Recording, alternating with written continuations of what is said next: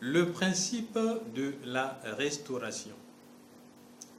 Le principe de la restauration, c'est un autre principe biblique, un principe du Très-Haut, et qui nous enseigne la restauration, la réhabilitation, le salut, selon la volonté de Dieu.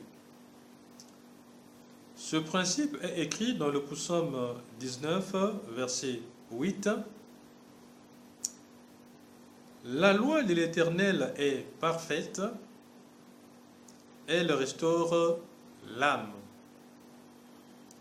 Le témoignage de l'Éternel est véritable, il rend sage l'ignorant. Voilà le principe de la restauration. Lorsqu'on dit ici restauration, il ne s'agit pas du verbe restaurer, c'est-à-dire de nourrir le corps par la nourriture périssable, mais il s'agit du salut de l'âme, puisqu'ici il est écrit « Il restaure l'âme ».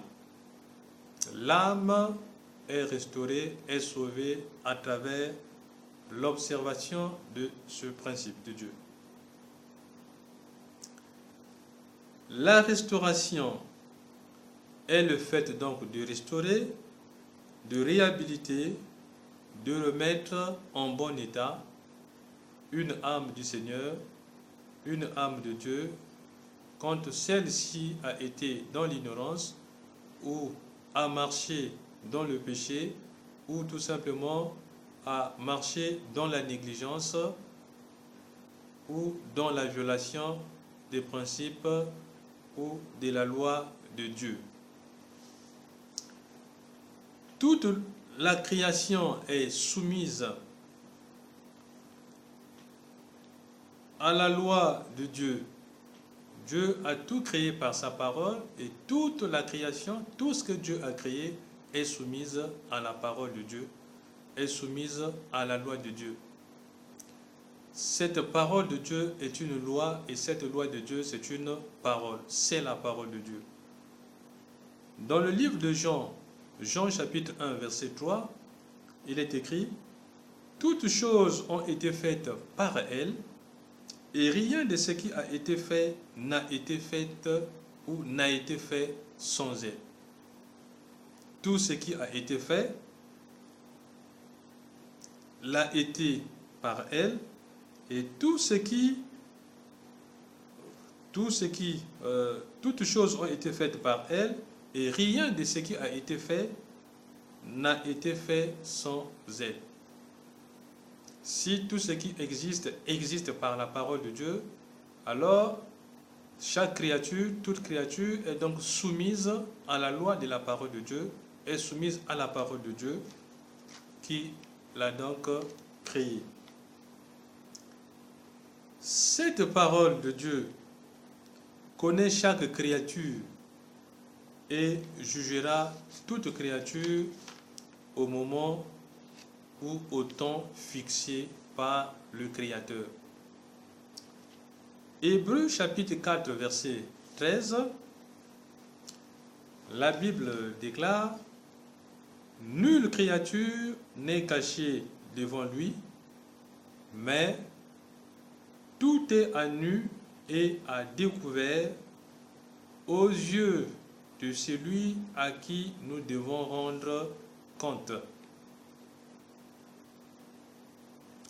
Tout est à nu et à découvert aux yeux de celui à qui nous devons rendre compte. Ça veut dire quoi? Ça veut dire que la parole de Dieu, la loi de Dieu pénètre la créature, pénètre la création, et puisque tout ce qui existe par la parole de Dieu, ça veut dire que devant la parole de Dieu, aucune créature ne peut se retrancher, aucune créature ne peut se cacher, aucune créature ne peut se soustraire.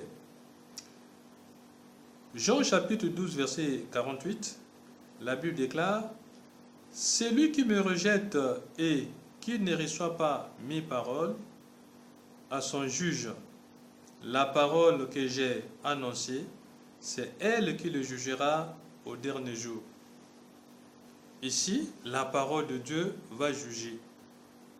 Va juger qui? Va juger tout ce que Dieu a créé, et tout ce qui a rejeté la parole de Dieu.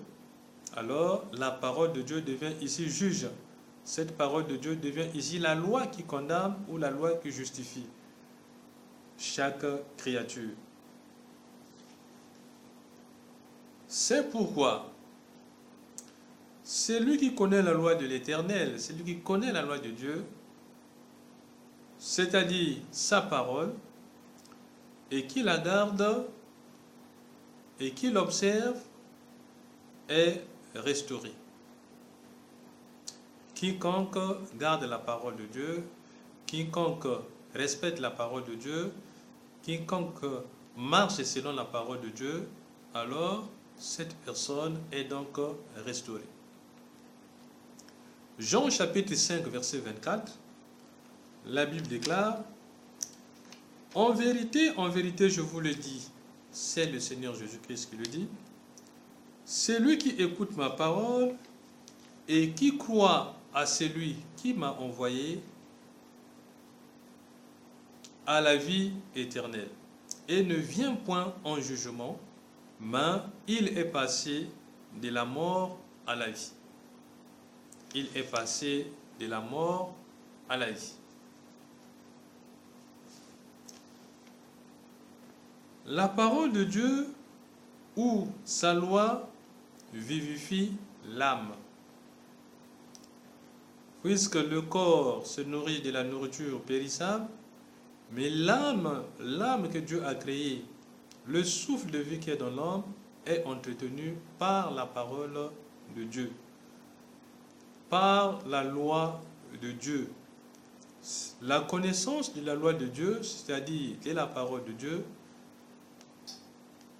permet la restauration de l'âme, puisque l'âme vit ou se nourrit de la parole de Dieu, de la loi de Dieu, cette loi qui est respectée, cette loi qui est connue, cette loi qui est observée.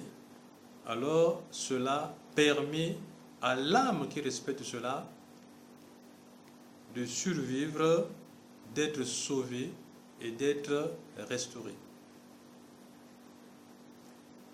Le témoignage de Dieu. Le témoignage de Dieu rend intelligent l'ignorant. Le témoignage de Dieu nous révèle la vérité que nous ne connaissons point. Car c'est Dieu qui nous donne la révélation, c'est Dieu qui nous donne la connaissance, c'est lui qui nous fait connaître ce qui est vrai, ce qui a été depuis le début, ce qui est aujourd'hui et ce qui sera dans le futur. Ésaïe chapitre 43, verset 10 au verset 13, il est écrit, Dieu dit ceci: vous êtes mes témoins, dit l'Éternel, vous et mon serviteur que j'ai choisi, afin que vous le sachiez, que vous croyez, que vous me croyez, et compreniez que c'est moi. Avant moi, il n'a point été formé de Dieu, et après moi, il n'y en aura point. C'est moi, moi qui suis l'Éternel, et hors moi, il n'y a point de sauveur. C'est moi qui ai annoncé, sauvé, prédit. Ce n'est pas parmi vous un Dieu étranger. Vous êtes mes témoins, dit l'Éternel. C'est moi qui suis Dieu. Je le suis dès le commencement, et nul ne délivre de ma main. J'agirai. Qui s'y opposera? J'agirai. Qui s'y opposera? Dieu porte le témoignage sur lui-même. Son témoin qu'il a instruit, son témoin à qui il a révélé certaines vérités, à qui il a montré les choses cachées, Ce témoin va parler donc de ce qu'il a vu et de ce qu'il a entendu auprès de Dieu. Et son témoignage va permettre d'instruire, va permettre de susciter la foi, va permettre de ramener vers la vérité, de ramener vers le Créateur, vers Dieu qui sauve et qui restaure. Dieu qui est venu vers l'humanité afin de l'instruire, afin de lui donner la connaissance qui amène à la vie éternelle. Dieu qui a manifesté cet amour pour sa créature, pour toute la création, afin de nous montrer le chemin de notre salut, de nous instruire, de nous sortir de l'ignorance. Qu'il soit béni au nom de notre Seigneur et Créateur Jésus-Christ. Amen.